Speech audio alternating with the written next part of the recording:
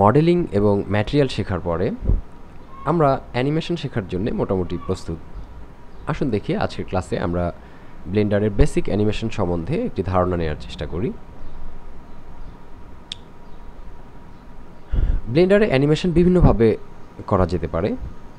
তার মধ্যে কিছু একটি হচ্ছে ফিজিক্স সিমুলেশন অথবা স্কেলিটন বা আর্মেচার বেসড অ্যানিমেশন, এছাড়াও বেসিক অবজেক্ট অ্যানিমেশন।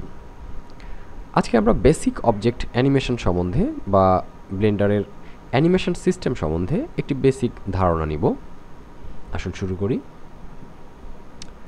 আমরা আমাদের দ্বিতীয় ক্লাসে আমাদের ভিউপোর্ট নেভিগেশন ক্লাসে ইন্টারফেস এবং ভিউপোর্ট নেভিগেশন সিস্টেম ক্লাসে ব্লেন্ডারের নিচের অংশের এই টাইমলাইনটি সম্বন্ধে আলোচনা করেছিলাম এবং আমরা পরবর্তীতে এটি সম্বন্ধে আরও বিস্তারিত জানার কথা বলেছিলাম, যেটি কিনা আজকে আমরা জানব। ব্লেন্ডারে ডিফল্ট অবস্থায় 250টি ফ্রেম দেওয়া রয়েছে এই অ্যানিমেশন বারে, যেটি কিনা 24 ফ্রেম পার সেকেন্ড, অর্থাৎ এক সেকেন্ডে 24টি ফ্রেম। অর্থাৎ আমরা আমাদের এই অ্যানিমেশন প্যানেলের এই গ্রিন বারটিকে যদি 24 নম্বর ফ্রেম পর্যন্ত চেঞ্জ করি, তাহলে এখানে এক সেকেন্ডের অ্যানিমেশন হচ্ছে। এভাবে 250 ফ্রেমে 10 সেকেন্ডের অ্যানিমেশন আমরা করতে পারি। আমরা এই ফ্রেম নাম্বারটিকে আমাদের প্রয়োজন মতো বাড়িয়ে বা কমিয়েও নিতে পারি।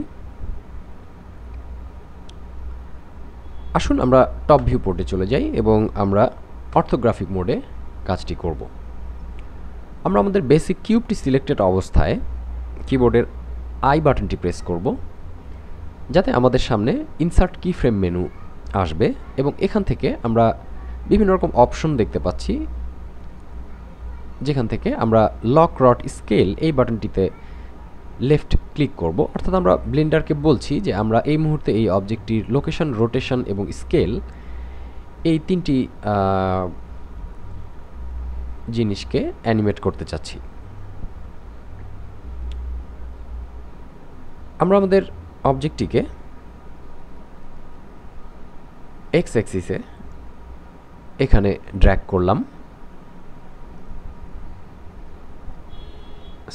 আমরা আমাদের গ্রিন কার্সারটিকে 24 নম্বর ফ্রেমে নিয়ে এসে আমাদের অবজেক্টটিকে এক্স অ্যাক্সিসে এখানে মুভ করলাম এবং আমরা যদি আমাদের কিবোর্ডে আবারও আই প্রেস করি এবং এখানে আবারও লক রড স্কেল অপশনে ক্লিক করি, তাহলে আমাদের এই অবজেক্টের এই লোকেশনটি রেকর্ড হয়ে যাবে, অর্থাৎ এটি অ্যানিমেট হবে।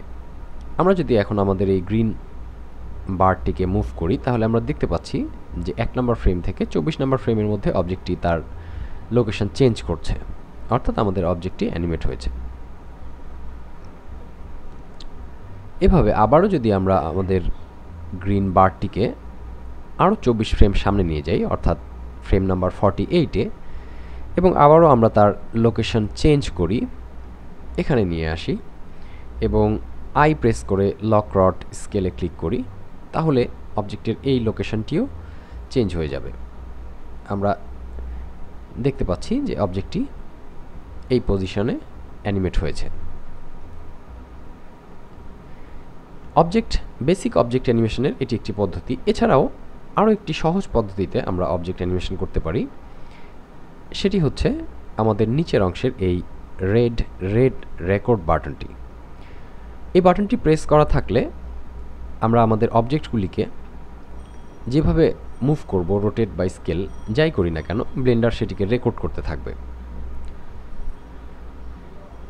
আসুন আমরা ফ্রেম নাম্বার 48-এর পরে আমাদের ফ্রেম নাম্বারকে আরও কিছুটা বাড়িয়ে নিই এবং আমরা আমাদের অবজেক্টটির পজিশন চেঞ্জ করলাম, এটিকে রোটেট করলাম এবং কিছুটা স্কেল করলাম।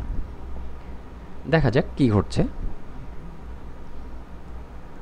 আমরা দেখতে পাচ্ছি আমাদের অবজেক্টটি তার পজিশন চেঞ্জ করছে এবং আমরা যেভাবে অবজেক্টটিকে রোটেট করে স্কেল করেছি, ব্লেন্ডার সেটিকে রেকর্ড করেছে, অর্থাৎ অবজেক্টটি অ্যানিমেট হয়েছে।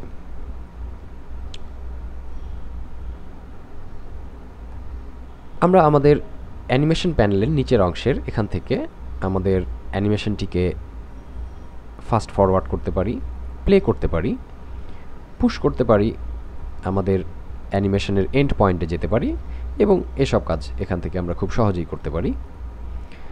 আমাদের এই অ্যানিমেশনটি হচ্ছে আমরা দেখতে পাচ্ছি টোটাল 70 ফ্রেমে, অর্থাৎ আমরা ধরে নিচ্ছি আমাদের এই অ্যানিমেশনটি আমরা 70 ফ্রেমে শেষ করতে যাচ্ছি। এক্ষেত্রে আমরা এখান থেকে এন্ডে 70 লিখে আমাদের ফ্রেমকে 70 ফ্রেমে শেষ করতে পারি। অথবা এই কাজটি আমরা আরও সহজে করতে পারি। আমরা কিবোর্ডের প্রেস করে, অর্থাৎ আমরা আমাদের ফ্রেমকে এখানে এন্ড করলাম, এভাবেও আমরা কাজটি করতে পারি। এবারে যদি আমরা আমাদের প্লে বাটনটি ক্লিক করি তাহলে আমরা দেখতে পাচ্ছি আমাদের অবজেক্টটি অ্যানিমেট হয়েছে এবং আমরা এটিকে আমাদের ভিউ পোর্টে যে কোনো পজিশন থেকেই দেখতে পারি রিয়েল টাইমে। এই ছিল আমাদের আজকের বেসিক অবজেক্ট অ্যানিমেশন। ধন্যবাদ।